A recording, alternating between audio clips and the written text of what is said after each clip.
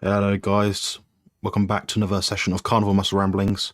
Myself, Jonathan, on live Q&A session number 74. How's everyone doing tonight? Let me know in the comments, in the chat and the live chat, what's going on. I'm going to get through any questions that you guys have. It's a members only stream, so please join the membership channel if that's something that interests you. Anyway, Rick made it in here at 5:45 p.m, which is 1 hour 50 minutes prior to the start time. Very good. Nothing like being on time, is there? Speaking of's here, thank you for joining. Probably be listening back to this on the way to work in the morning, I imagine. He's a couple of hours ahead. Yes, definitely hit the like. Happy Monday. What a good start to the week. Brilliant. Can be better. Right. Good evening, Tom. Nice to see you. Thank you for joining. I'm glad you made it. Anyway, so there's not any questions in the chat yet. I appreciate it's probably the time where I get ebbs and flows in my channel, so I get a peak level of subscriptions. Then, like all things that I do, it goes downhill. So I'll get a peak in my subscribers, then all of a sudden no one gets notified that I've got a live stream. I've currently got 8 people on here. Last week I had about 32, which is about right. So every time my channel picks up a lot of subscribers, basically no one is here. So there we go, there we have it. So I've not really gained much actual traction in terms of my live streams in the last year or so of being a YouTuber, and it's about the same, which is kind of bizarre. But anyway, all right. So I have my bowl of mince and eggs. Marvellous. Delicious. Good evening. Nice to see you, Nick. And another Nick. 2 Nicks. Brilliant. Thank you for joining. Right, so channel updates. I've invested quite a bit of money into a new camera. Second hand, but it is very effective. It's currently pumping out at barely 1080p, but the lens on it is a bit better than what I was using before, so it should be significantly better quality. I'm waiting now for another gadget, which costs me about £100 to basically pump out 4K video, which is even more expensive just to make a video.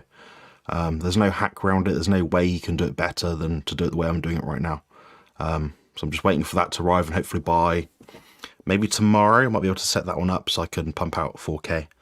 At least the stream will be 1080p, so the quality will be a bit different, but there we go. I live off mince and eggs pretty much. Yeah, I've not had eggs in about 5 or 6 weeks now. Experimental purposes, what can I say? I don't have an appetite for them. I don't miss them. I still would say I like them, but I'm doing it for a bit of a protocol at the moment, which is mostly meat and dairy. Well, I say meat. I'm basically eating meat, fish, raw milk, and whey protein, and that's it. On the weekends, I have a bit of butter or single cream, but not a lot. But yeah, Andy's getting sapped, guys. I'm getting leaner. Still not at the point where you can see the abs like clearly blocked out yet, but that'll take a bit more time. I've still got about half the body fat on my body to get rid of, which will happen shortly, without too much stress, hopefully, but my energy is sapped, must admit. Tiny window of opportunity occurs. Hi guys, nice to see you. Appreciate you've got that slave cuck life on the go here, so I appreciate you joining for whatever capacity that you can. If you've got any questions, just chuck them in the chat. I'll be happy to answer them while I'm here. An experiment, that's it. Yeah, so basically it's an immune system experiment, because some people find proteins in eggs to be a bit problematic. I'm not intolerant to eggs. I'm not allergic to eggs. I don't experience any discomfort from eating eggs, but I'm trying to see if it helps put something to remission that I've suffered with for about 14-15 months as a result directly of a medical intervention that happened when I was in hospital in December 2020, where they gave me antibiotics, which I didn't actually consent to. But anyway, they pumped them in me when I was unconscious on morphine. So there we go. I looked for my notes afterwards. It's like, oh, you had 4 doses of a really strong antibiotics just to wipe out your immune system. So I've been suffering with that ever since. So yeah, it's very frustrating. Am I a fan of MCT oil for energy when you've leveraged lowering fat for cutting? No. I much prefer butter because it's more nutritious, if I should choose one. The only exception would be pre-workout when I'm very lean. Now, this doesn't really apply to anyone unless they're very, very, very lean, or they train multiple times per day, or they want something to have during a workout session, in which case MCT oil is very, very good. It does break down fast. It does provide a quick source of energy, and it seems to be helpful for sports performance, exercise performance. So that's something I would look at using. I do use it very occasionally during the week, but my fat intake is so damn low right now that I'm just trying to get the fat through the meat that I can without trying to eat dry ass beef, which is like 5% or less beef mince. So yeah, but MCT powder, MCT oil, I think they're pretty good. I mean, the MCT oil set seems to run through me, so I don't digest it very well, so I prefer the MCT powder. And I do get that from Keto Pro, which is Richard Smith. I don't have an affiliate code, but I still think the product's pretty good. So I'd use that sort of thing before a gym session. If I'm feeling particularly sluggish, so that's kind of when I'd use it. Outside of that, you might add it to a cup of coffee, maybe, if you're trying to gain weight. That could be useful. What I will say is having it versus not. Now, this is with certainty, I can guarantee this. It will slow down fat loss because you're eating more food. It won't leverage fat loss in a cut.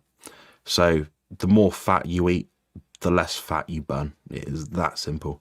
But then again, if you're using it acutely as a performance enhancing supplement, then I think it's useful. And I mean, if it's going to help you train a bit harder in the gym when you're feeling a bit sluggish, then that's going to probably be better overall for your performance and just the sports, exercise, strength kind of thing.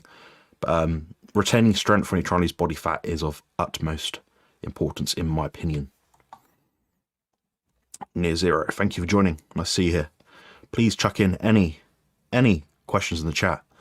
I did see your comment earlier, actually. It's quite an insightful one about this old bint saying something about heart attacks or strokes. That made me laugh quite a bit, so I appreciate that. It's quite funny. How many grams of fat, big dog, or percentage? I could say the last week, so people ask me this every week, and it's fair enough, because I meant to update everyone. I did say I would. So as of the last week, my 7-day working average of macros was not very good, actually. Whoops. 337.7 grams of protein, 51 grams of carbs. I went to a buffet on Saturday. Now, I did have the meat, but there was a bit of sauce in it. So that obviously bumped up my carbs probably above 50 grams, I'm sure, for that period of time. But usually I'm probably around about 40 grams. And fat, the average has been 115.7 grams. So I do use a scale, but obviously if I'm out, I can't measure it. So, but yeah, broadly speaking, 337 protein, 51 carbs, 115 fat. So my fat intake is a bit higher at the moment, just because I'm feeling really sluggish. And I'm still about 10 or 11 weeks out, and my body is very responsive to the diet. So I don't need to push harder than that, really. But yeah, it was working out all right. What I do notice by Friday, which is my lowest day of food in the week, so Monday to Friday, as you guys will probably know, is my low days, which are astonishingly low. They're disgustingly low in terms of food intake. And my higher days, they're still not even baseline, weight stable amounts of food, but they're there. They're better days. I mean, I get a bit of single cream in my protein ice cream thing, so it's a bit nicer, I guess. But yeah, you relish the simple things in life. But yeah, I basically follow a 5 low day, 2 higher day split in terms of macronutrient intake, and it works really, really well. But like I said, Fridays you are flagging so bad. You're exercising, and you're seeing stars for pretty much the majority of the session the moment you get in there. So yeah, that's where I'm at right now. Hello, Paul. Nice to see you.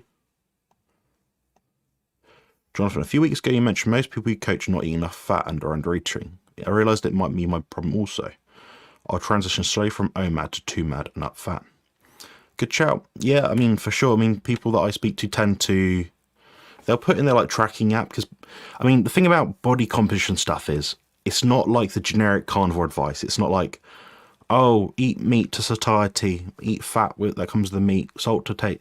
Yeah, largely speaking, is a bit like that if you want to do the healthiest approach. But if you're someone that's stuck with a problem, you know, i.e. you can't gain weight, you have to track something. You know that way you know what you're doing. You know what's going in, you know what's going out. You can check scales, measurements, how your clothes fit, all that sort of thing, and work it out from there. I think people are a bit too loose with this sort of thing and expect to get massive eating baseline level of food intake. Largely speaking, if you follow your appetite up to a point, you'll gain weight, providing you're training hard enough. But for a lot of people, it is under eating fat, so it means they're cooking. Oh, I've got a big juicy ribeye steak here, and you see it on Instagram time and time again. Even people I coach sometimes, I'm like, then all the fat's like dripping off the edge, and you're like, I hope you're eating that, because that needs to be poured back in the food, because otherwise you're just eating a lean ass steak, which won't do the job. So like Bart Kay said before, and I've said before, we're probably the only two people that really speak much about this. Is we have a protein amount which we do need, and a fat amount that we do need. Now, another thing is, obviously, people try to deliberately restrict their eating pattern. I've had a lot of people that I speak to which are like, oh, I do OMAD because it's easy. Great, yeah, it's efficient, it's easy. You know, cook a bit of food, half an hour, you eat the food, done. You know, one and done. The problem is, if you're hungry again during the day, you won't necessarily fulfill your body's requirement because you're not eating enough food. Now, some people will feel bloated for that OMAD period and they won't realise they actually need more food. So I recommend to a lot of people just split the food up a little bit. One large meal and a snack. You know, I don't recommend snacking in the sense of eating like an egg.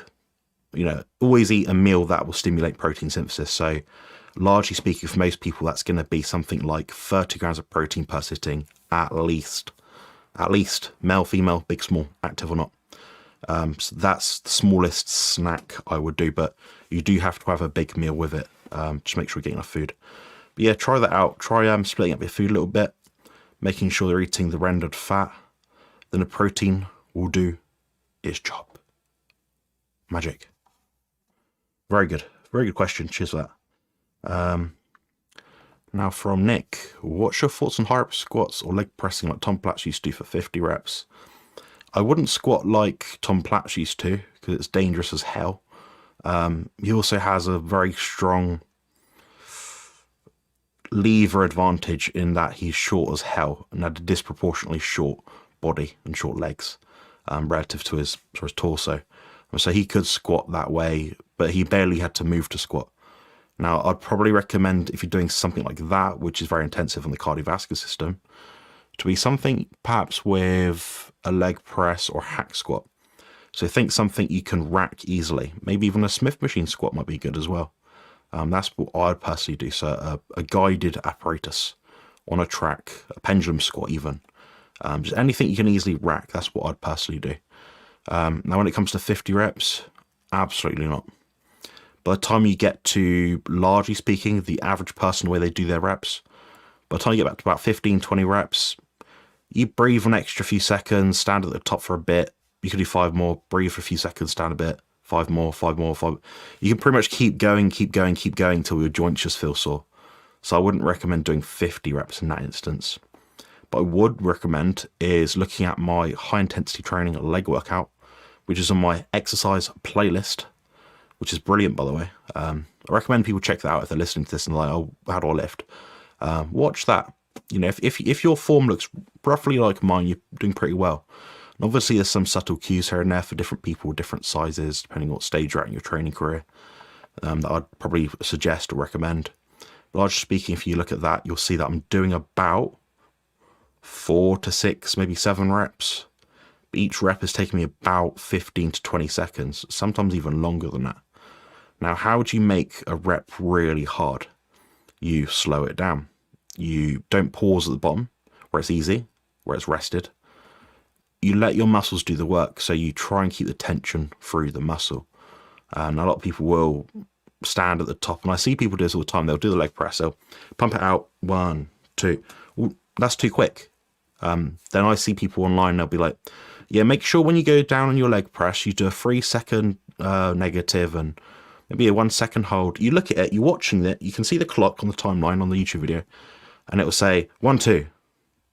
It's like, well, that's not 3 or 4 seconds, that's 2 seconds at best. Then they don't pause at the bottom for 2 seconds. You can see they've just bounced it off their backside. Yeah, pay attention to cadence. Cadence is more important than reps.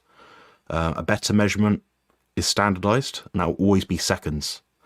Seconds is a better and more reliable measurement than repetitions. So you should be counting time and not reps. The only exception is if, like me, you kind of know roughly your cadence. Admittedly, I do count my seconds. So what I tend to do is I get my phone out in front of me, put it on the gym floor, whatever, next to me on my lap, and be like, okay, I'm doing a leg extension now. Now press scope. Okay, leg extension 1, 2, 3, 4, 5. Now I keep going. 10 seconds goes by. I might add a 5-second static hold at the top where it's really hard. After not even one rep, my legs are shaking like mad, and I've not destroyed my knees. I've not destroyed my hips. I've not used any inertia. So it's all time under load, all times tension. It's all muscular activation.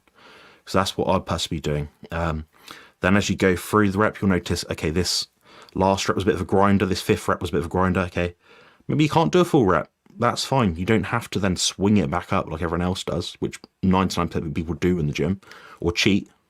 That's not safe. You just think, okay, I've done 4.5 reps, 4.5. So you don't go all the way out to leg extension. Maybe get to about here. Just hold it there for as long as possible. That's what I would do.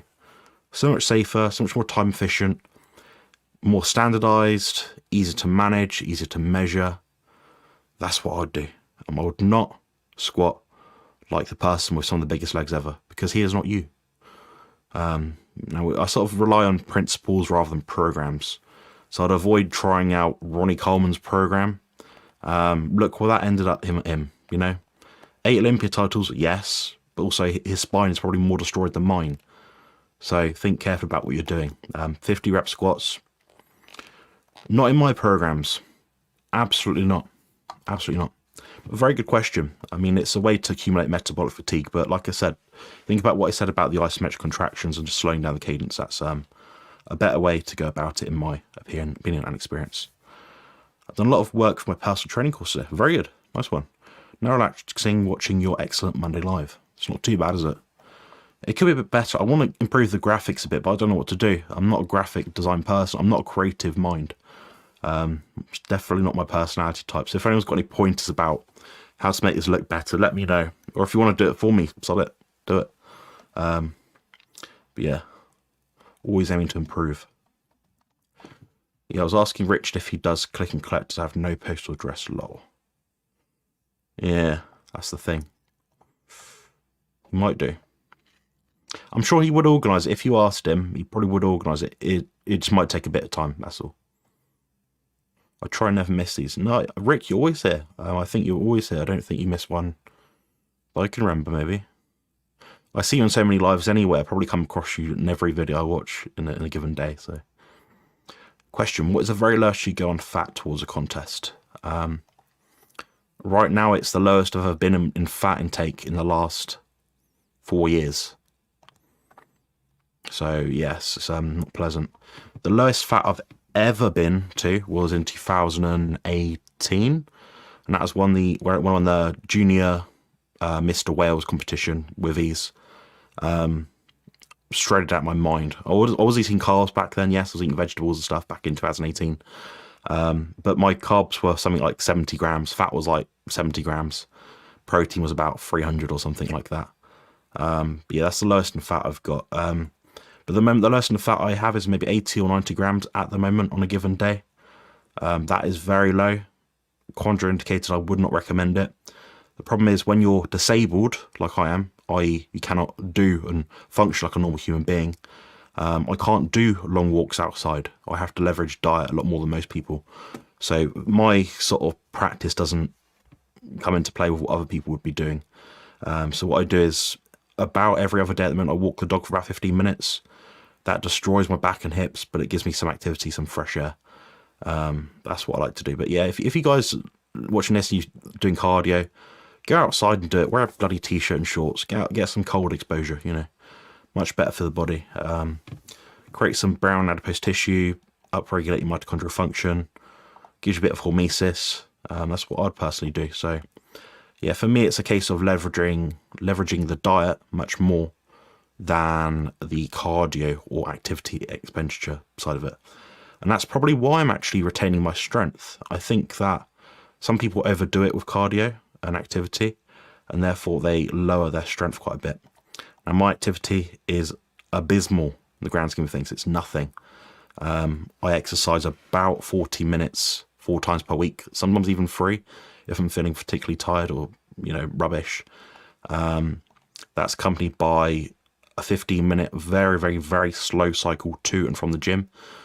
So we're not talking about tens of thousands of steps here, guys. I'm talking like, I don't know, maybe 2 hours of a very slow bicycle ride each week and 3 hours of gym sessions and about an hour of walking. That's all I do. So my fat intake has to be substantially lower than most people, my weight, my body weight and size. That's a good question. I prefer people to stay above 100 grams because that seems to be the bit where people tend to feel a bit crappy in my experience. I've got a question from Matthew. Have you eaten pork shoulder steaks before? They're only £5 per 700 grams from Tesco. Delicious and good value for money. It's the only cut of pork I seem to have without digestible issues.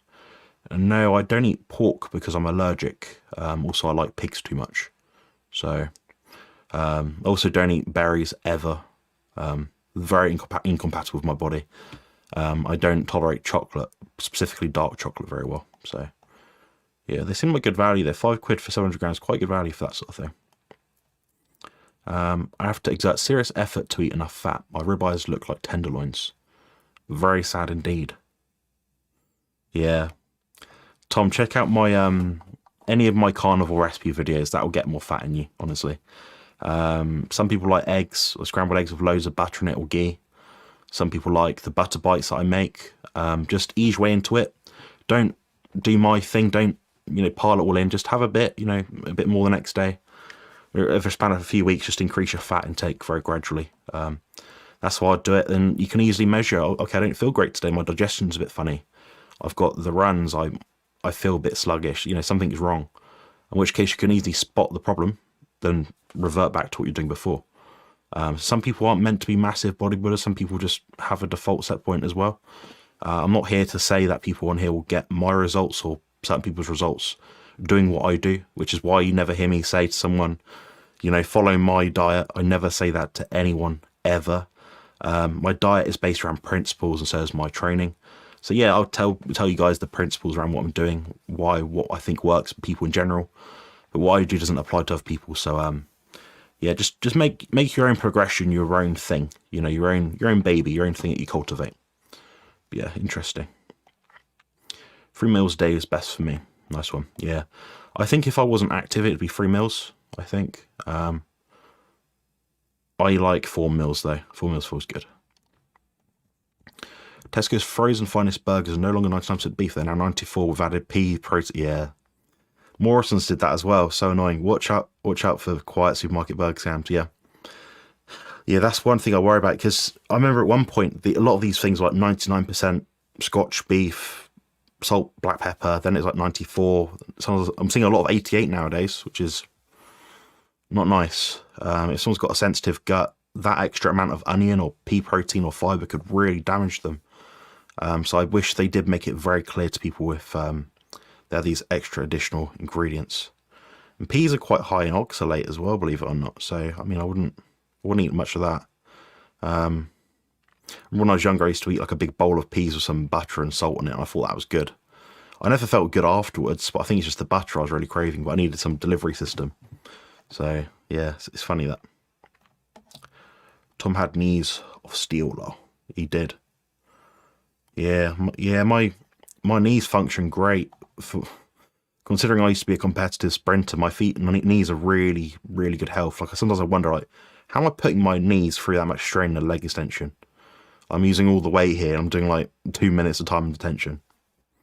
I don't know. I used to have bad knees. I think omega-3 was very beneficial to me personally. I found that quite helpful, whether it be supplemental or through oily fish. So that's what I tend to do. But yeah, my knees now are in good health. I control my movements very carefully. There's pretty much zero margin for error in any of my training. I record a lot of my stuff, and I do it so I'm accountable, so I know, okay, if I mess this up, I can see why. Then I look at my videos back, you know, sometimes 2 or 3 times over after I actually train in the gym. I still train really hard, but it's just my leg movements specifically, I do tend to record a lot of those, just so I can stay on point. So it gives me, okay, I've got camera on me, I better do this properly. Because if I mess this up and I'm hurt, that's my fault. My fault. I do not make mistakes with my leg training, ever. And if I do, it's because I'm a bit distracted by, I don't know, too much noise in the gym, which is very often at the moment, very noisy. I meant watch out for supermarket burgers heading towards adding more plant-based protein. Yeah, for sure. Yeah, the pea protein's the one I see, and soy protein not so much, but maybe that's what we've got coming in the future. Hi Ben, nice to see you. Thank you for joining. What capitalism calls me laters. Yeah, see you in a bit. Hopefully you managed to listen back to my Q&A bit. Hopefully that helps. Alright, the plastic wrapped ground beef is still 100% beef. Yeah, true. Yeah, the thing is, we just want easy, guys. We just want easy, you know. Like, because I weigh all my food, I mean, it's easy for me to say, okay, I know this burger, 97% beef, put it in the air fryer, eat it, scoop the fat off. I know where I'm at there. Now, if I'm cooking up minced beef, I go and grab it out of the pack, chuck it on, kind of fits through the little gaps sometimes and burns in some bits and some bits it doesn't. I don't know. I find it a bit annoying, but yeah. I'm with you on that one. If we can just, if I wasn't a bodybuilder and I mean, I do eat mostly minced beef, but I would just eat minced beef if I was not bodybuilding, if I didn't have to track so intently.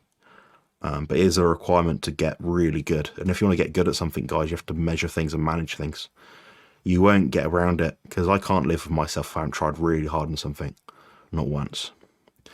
I've been doing up to 25 reps, but this is in a rest pause fashion on pendulum and leg press. I do prefer slow cadence, but my training partner doesn't. Yeah, pendulum's pretty good for that one.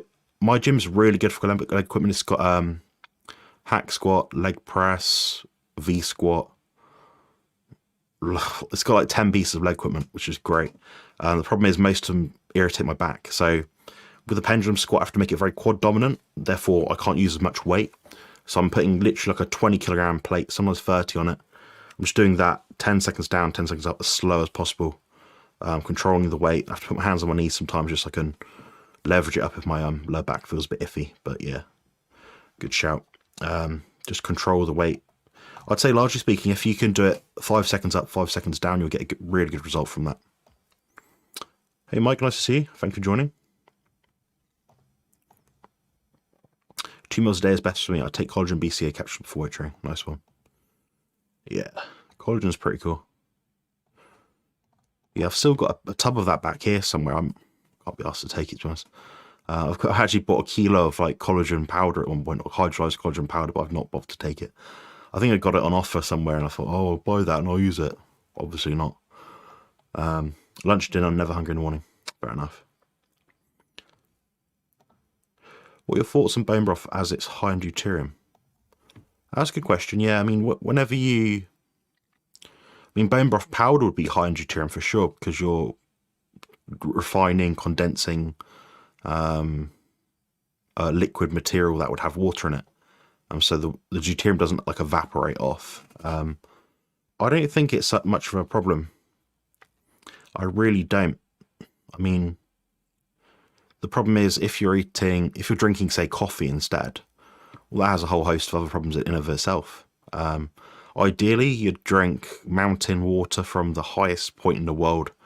That'd be the lowest in deuterium. So you'd be drinking Evian water in a glass bottle that's been structured, and that falls through a glass bottle with stones in it. It's been out in the sunlight for about half a day. And that's the best case scenario, but the reality is no one can do that, guys. Adding in some electrolytes and minerals into it, maybe. Yeah, I wouldn't see it as much of a concern myself. I personally drink Evian bottled water with all the plastics, just to make sure I absolutely give myself a heart attack, because the plastic's going to kill me, apparently. Interestingly, I've never had issues with pork shoulder either. It was 79 cents a pound last week. No wonder I had pork for lunch today.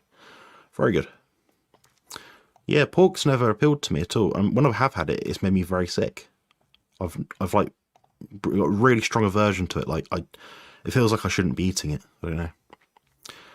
Yes, lately I realised the importance of transitioning slow from anything to anything else. Yeah. People that go into the carnivore space do it because the gut's not healthy, the body's not healthy, something's wrong with them.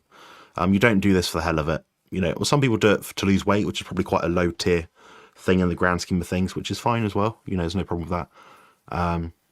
But I have noticed, like, if I have too much pepper, onion powder that's in a seasoning that I might use, something like that, something a bit like that. If I use, like, I don't know, too much sugar-free sweetener sometimes, yeah, I probably feel a bit of inflammation from it. Could be psychosomatic, but the problem is people do change their diets way too much. We're very specialised species in that we do seem to thrive on a very specific diet. What that is for each of us is a bit different. Maybe plus or minus about 5-10% here or there, maybe a bit more. For example, someone who grew up in Ethiopia would have a different dietary background or ancestry to me, which is absolutely fine. They wouldn't eat as much dairy, perhaps. Now you go to the Maasai tribe, the Hadza tribe maybe, they drink a lot of raw milk, some more blood, things like that. So they'd have a better tolerance than perhaps the people in Ethiopia. So yeah, makes sense. I still do OMAD about 40 ounces of red meat with a lot of beef tallow. Also add a few ounces of raw beef. Sew it straight from the fridge, cut to cubes. They are actually good. Nice one. You can be an inspiration to others who have similar disabilities. It's impressive to be able to achieve this kind of physique and to compete. Thank you, Andrew. I appreciate that. Yeah. I mean, the people that inspire me the most are the people that have had a challenge and they've overcome it.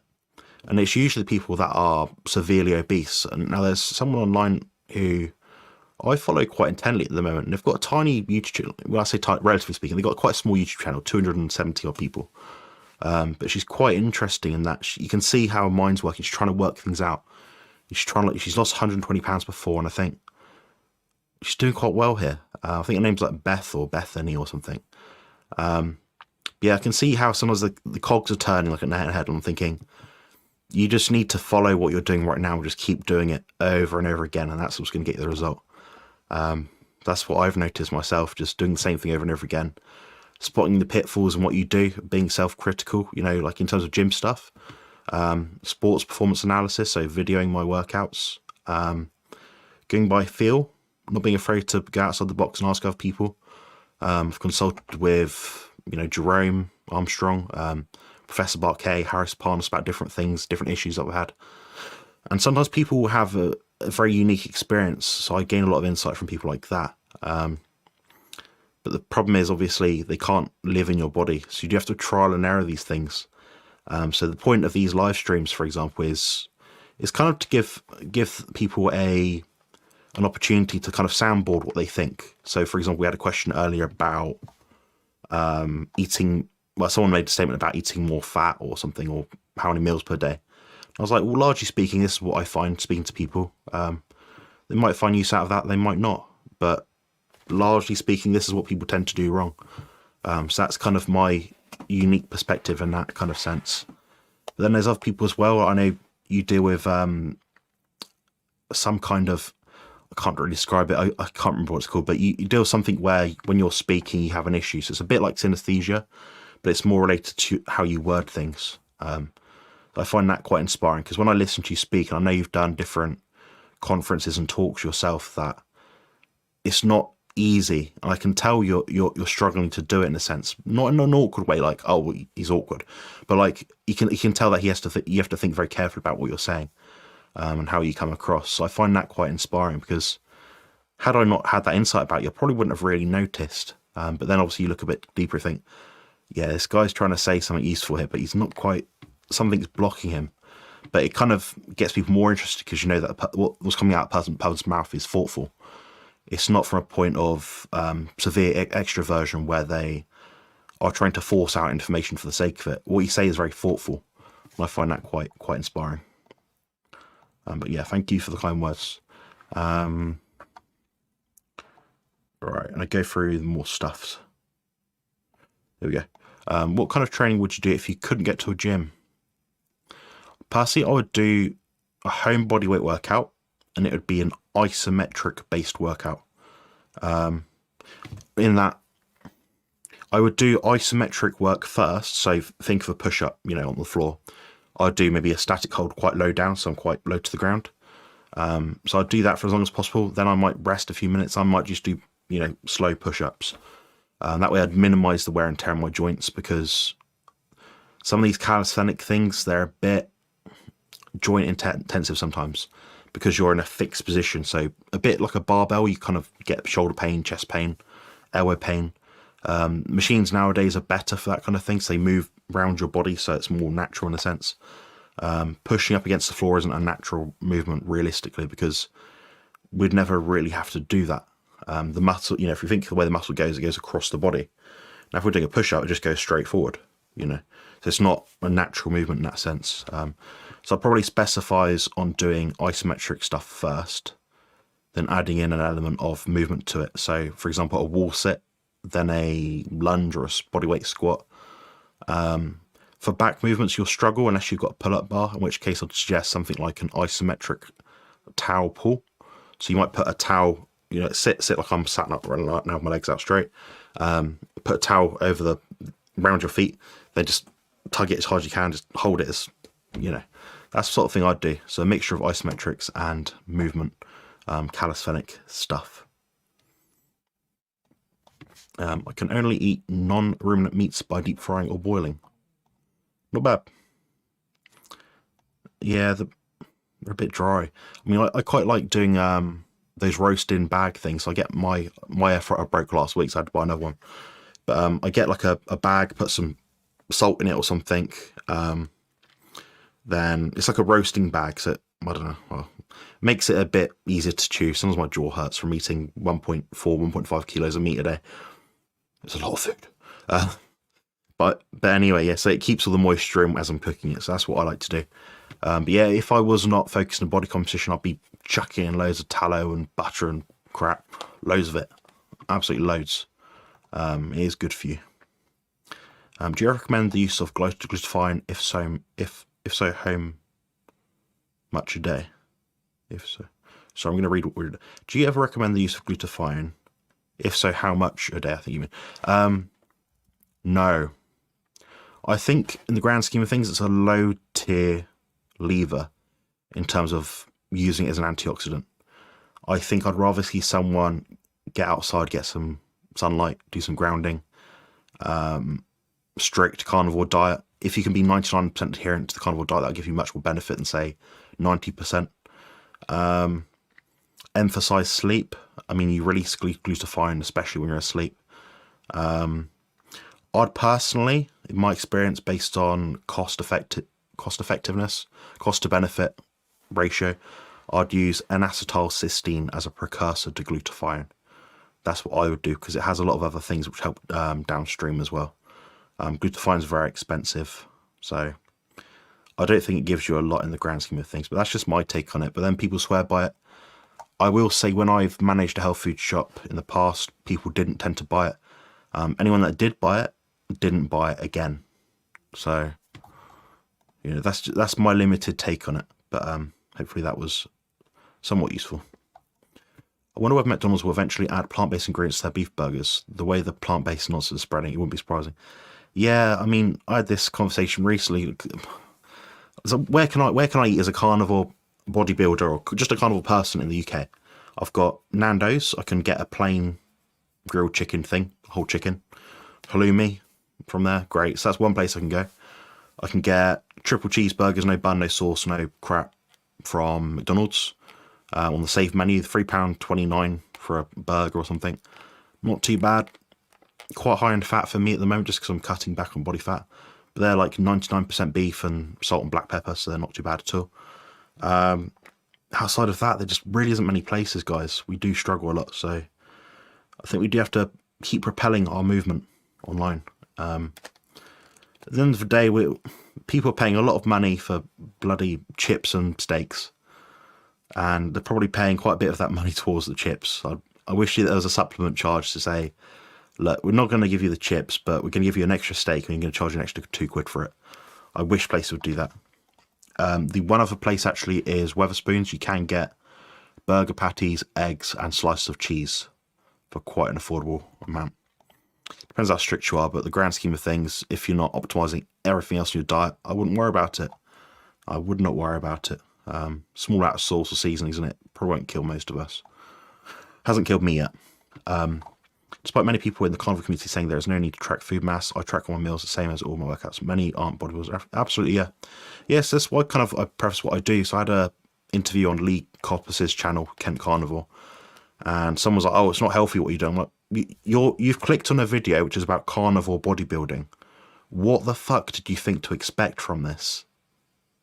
I'm going to be talking about bodybuilding and stuff and tracking macros and how to optimize what you're doing. You know, I'm about optimization in terms of this specific niche. Now, if I had a more generic channel and I was talking about carnivore digestive health, I don't know, or how to get people on the carnivore diet, yeah, I'd probably be a bit more loose with my things. I'd be putting out more information related to that. But, you know, my channel is focused on body composition stuff because there's a lot of misinformation out online. I've met a lot of people that just don't get the results from not tracking. Whether that be binge eating, they don't know how to measure how much food they're eating. There's always a problem somewhere along the way. There's always a little nugget of information they absolutely need. And I give them that information through my videos or consultations, and they work it out from there, and with 100% success rate. So there we go. And what I say is not revolutionary, guys.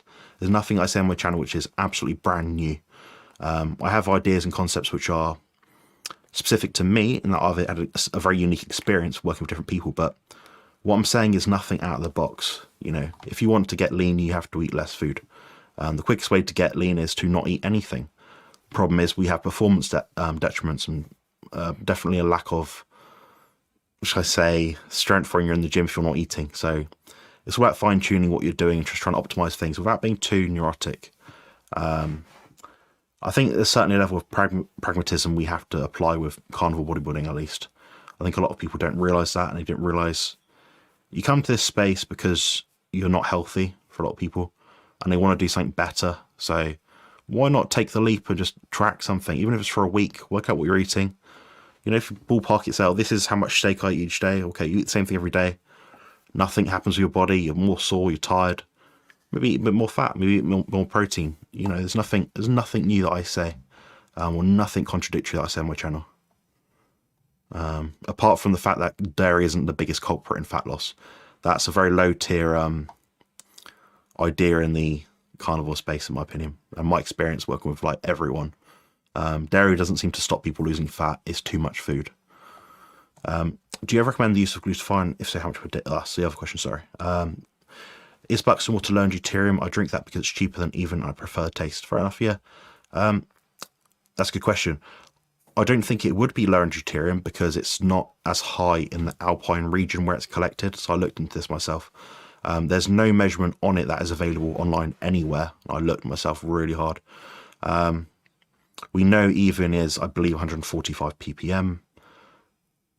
What I'd personally look at doing is getting outside in the sun. So get a glass jar with your Buxton water, a big old, you know, what's it called, with a muslin cloth on it.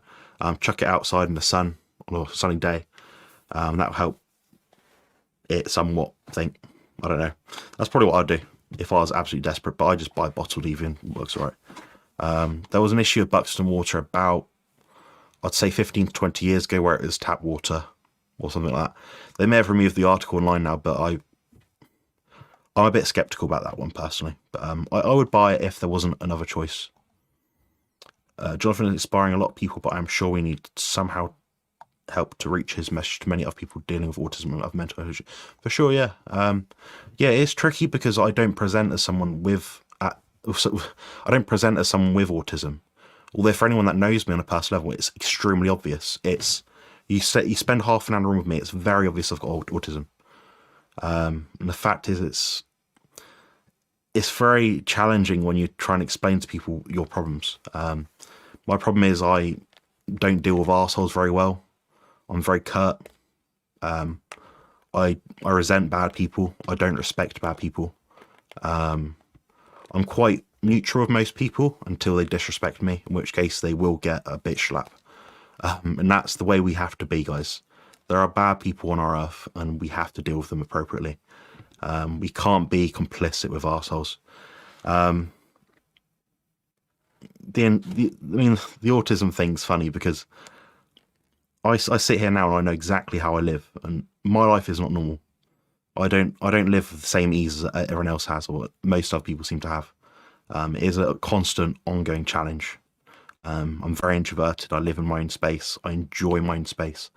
But at the same time, there is some things we are required to do as human beings, and one of those things is, socializing, stuff, earning money, doing stuff. I just try to make sure that my outlook is always positive and at least progressive thinking. And I do intend to make more videos down the line about autism and things like that and my experiences. But the limitation is they just don't often get that many views, and it's sad. Because the people that need this carnivore diet stuff are autistic people more than anyone else. The life expectancy of autistic people is abysmal. It is an absolute embarrassment. And it shouldn't be that way. I mean, there's obviously genetic defects and things that come into play, but if we look at all the mechanistic stuff between the carnivore diet, leaky gut, intestinal permeability, deuterium, mitochondrial function, methylation issues, detoxification pathways, autistic people suffer the most with all of these things. They do need it the most. So when people like Sean Baker or Dr. Chafee have people like me on to talk about this sort of thing, I appreciate it because it means there's more people out there that can get this message. But it's just not going to get out there unless you guys are clicking like and commenting and sharing all these sort of videos. But I do look forward to making more videos about this sort of thing. But it can be a bit... Sometimes the stuff in these videos are quite personal to me, and I wouldn't say it's traumatic, but some things you don't want to talk about. You've had different life experiences and things which I wouldn't even mention to family, things which have really bothered me or altered my way of thinking over my lifespan. But they don't often come out in videos, and it's hard to get them out in videos. But we persist.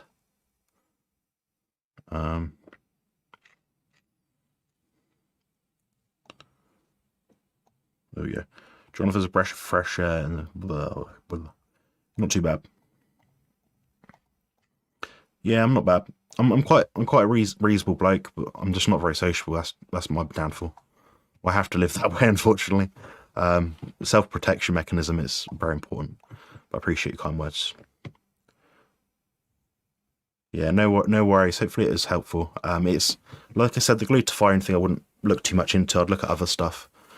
For example, earlier talk about bottled water, Evian water versus tap water or whatever.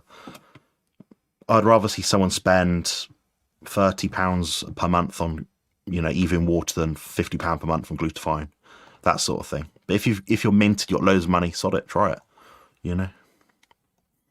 I'll super chat from Ben. Thank you very much. Much appreciated. When the cut, can undulating fat be a good strategy, alternating maintenance fat days with low fat days? It can be. I think that it depends on your training level and your body fat level. I think there's more room for undulating training and diet and, staggering things a little bit if you're very lean. And also if your body fat is, if your body fat's low, and if you're training hard still, that's probably what I'd look at. Largely speaking, I think most people just need to eat the same thing every single day. And when you get very lean, you start to notice, I need a bit more food today. I've had a hard week. I've had 2 or 3 sessions in a row. Well, yeah, make sure on those days you have more food than, say, the day you're resting. That's what I personally do. It's not going to be a massive deal breaker if you don't, but it's one of those 5% things. So it is mostly trial and error, that kind of thing. But I mean, some days, my higher days on the weekend, on the Saturday and Sunday, are rest days. So for example, I think Saturday for me, I believe, or Sunday, one of the days this weekend was a rest day, but it is the most amount of food that I've eaten all week. There's nothing wrong with that. The basic purpose of it is to help restore some of your leptin levels within your body. Therefore, your metabolic rate and your thyroid level gets upregulated slightly. It's a means to an end. It helps with your brain, is then not absolutely trashed all the time. But at the same time, it can slow down fat loss. But it depends what kind of fat loss phase you're doing. if you're doing a mini cut or a short-term fat loss phase, I would not be mixing around my high and low days. If you're doing like a 2-3 week cut, keep it all the same. You know what you're doing. Keep simple. Don't stress. If you're getting very lean and you're doing like a 10, 12, 15, 16 week bodybuilding competition cut, then yeah, you want to look at things like that a bit closer to get that extra 5%. That's my take on it, largely speaking. But like I said, it is trial and error. There's not an absolute template to do it. But it is very, very individual, I'd say, which is probably not the answer you want to hear, but try it both ways, see what works. The function of the chest is best activated to cable crossovers or a pec deck. Question.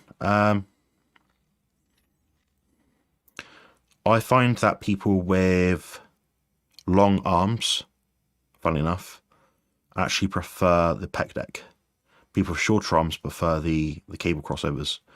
So it's mostly to do with lever length. I'm extrapolating from anecdotes of bodybuilders that I've spoken to or heard from. So that's what they tend to notice. So, for example, a Ronnie Coleman would be great with a pec deck with long ass arms. Then I don't know. I'm trying to think of bodybuilders with short arms now. Jay Cutler with short arms. No, sorry, Branch Warren. There we go. Branch Warren with short arms would be better with cable crossovers. But largely speaking, it's just about getting a full contraction of the chest. But the muscle fibers will be activated regardless of whether you do a decline, an incline, a flat, a fly, a pec deck, or whatever. It's just trying to mix in your workout, trying to like put together this before this. What gives you the least joint pain? If like me, you've got, you know, you're strong at pushing and stuff like that, then yeah, I might sometimes do a set of push-ups before my chest press movement, or I do a cable fly, something like that. Not very often, but sometimes. I do about 1 or 2 exercises per week for chest, so I'm not the best person to ask, but yeah, I don't mind pre-exhausting with those sort of things. I would personally always pre-exhaust rather than do a fly afterwards. So I'd do the isolation movement before the heavy compound movement in all cases, unless someone was a powerlifter. So if we're talking about bodybuilding, pec deck or fly first, then you got the old chest press. That's what I'd do. I find your information very useful. I'm starting to get a clear picture about what I should do on portions and strength training. I've only been carnivore for 6 weeks now. Nice stuff. Cheers. Appreciate that. Yeah, I mean, I would highly recommend my playlists.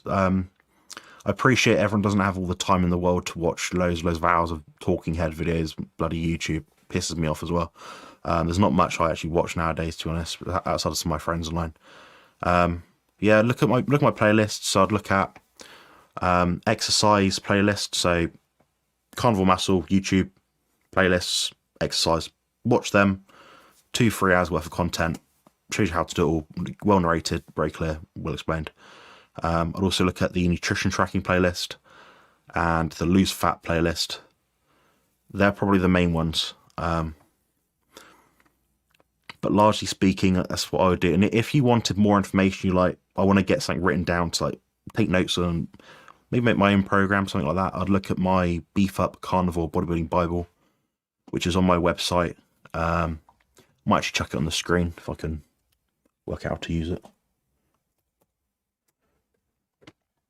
Right, spare with me. I'm just going to chuck that on the screen now. This is the website of me. Consultations, guys, just here if you want to book in. Mad simple process. When am I free? I'm free here. What time? This will say your time zone, so just take note of your time zone, so that's what the time it will actually be. You can book in, next, pay, done. So that's the consultation page. Coaching and plans also has my ebooks on it. So that's my coaching here. I did put it to, obviously just change it into Great British pounds.